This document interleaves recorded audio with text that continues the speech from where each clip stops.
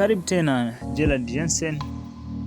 Karibu tujifunze pamoja kwa habari ya mafanikio. Kuna mambo tutaenda kujifunza siku ya leo.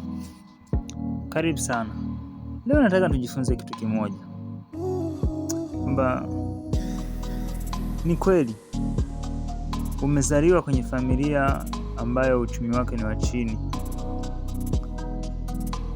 Wazazi hawana uwezo wa kukupa biashara au kurithisha biashara au kukupa mtaji. Ni kweli kabisa. Kwa hiyo ulitakaje? Sawa, huna mtu wa kukushika mkono. Kwa hiyo ulitakaje? Sawa, umekulia kwenye mazingira magumu. Kwa hiyo ulitaka nani akuonee huruma? Sawa, umejaribu mara nyingi na ukashindwa. Kwa hiyo ulitakaje? Ulitakaje? Sawa, yamkini serikali imekaza, watu wanasema kwamba serikali imekaza. Sawa, imekaza. Kwa hiyo sawa, matajiri wanaofanikiwa sio naroga, sio wanatoa kafara, si nani huyo, si Mwamposa, si nani, si tajiri nani anatoa kafara, si vijana. Sawa, wanafanya hivyo. Kwa hiyo sawa, makampuni si kwenye ajira, mimi sina ajira, si kwenye ajira, wanaajiri wanaojuana ndugu kwa ndugu. Kwa hiyo sawa, watu wamepewa nafasi ambazo ya kupewa, labda za kazi za connection. Kwa hiyo labda mfumo wa serikali wanasema si kwenye mfumo, ongea kwenye mfumo, si hauna ndugu kwenye mfumo. Kwa hiyo ulitakaje? Nataka nikwambie kwamba sababu ambazo wewe unazitaja, hata kama una sababu 1000 za kwa nini uko hapo, hauwezi kufika mbali. Ukiwa na sababu kwamba niko hapa kwa sababu ya my friend, hauwezi kutoka, hauwezi kuvuka. Pastor Tony alisema kwamba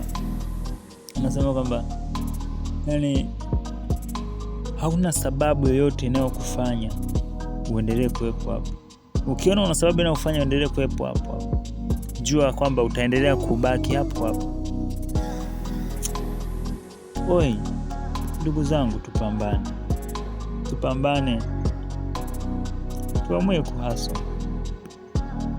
Usifanye ugumu nao upitia kwa sababu ya kuacha kupambana. Hata kama umejaribu sana, umetafuta mtaji, umekosa, bado sana. Unajua kuna story moja anasema kwamba alikuwepo kijana mmoja alitamani kuonana na tajiri mkubwa sana. Akaenda kwa bahati nzuri, kwa dakika chache akakutana naye. Akamwambia, naomba unipe siri ya mafanikio yako. Akamchukua, akampeleka kwenye zile swimming pool. Akamchukua kichwa, kazamisha kwenye maji. Dogo akaanza kupiga kelele, dai kupumua, piga miguu juu. Akamtoa. Akamwambia, kwa nini sasa unanifundisha? Akamwambia, nenda utaelewa.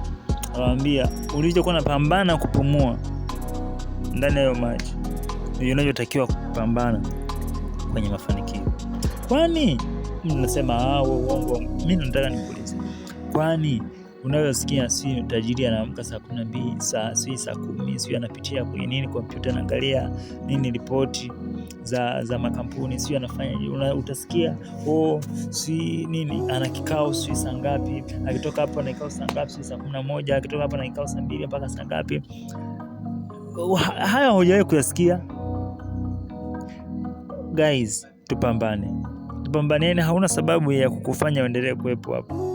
Na msingi cha kufanya, huna mtaji, huna ndugu, huna connection, huna nini, huna hiki, hujasoma, whatever the case. Anza na ulicho nacho. Jifunze. Tafuta fursa sehemu tofauti. Nenda gonga kwenye milango ambayo hujawahi kugonga. Hauna sababu ya kukufanya uendelee kuwepo hapo. Hauna sababu ya kufanya wewe maskini. Anza na kidogo hicho ulicho nacho.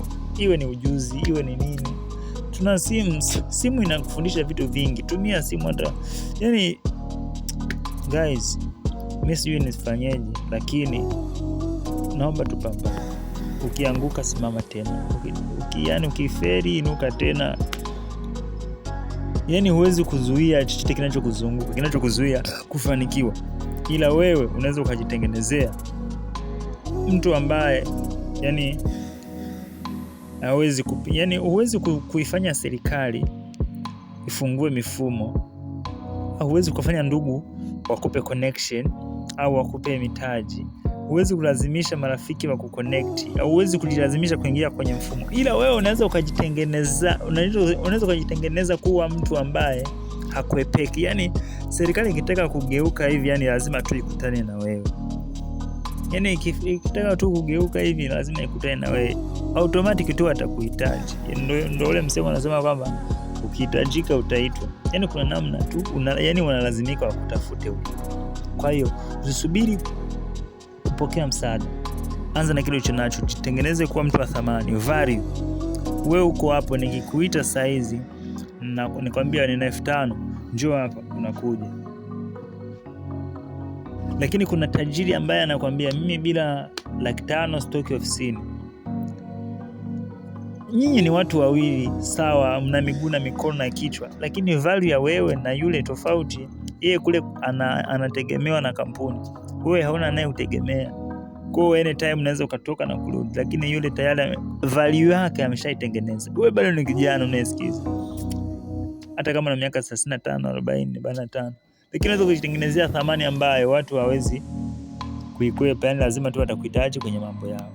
Kwa hiyo karibu sana, endelea kufuatilia series hii. Mungu akubariki sana. Usiache kucomment chochote, swali, kujifunza chochote ambacho umebarikiwa, umejifunza.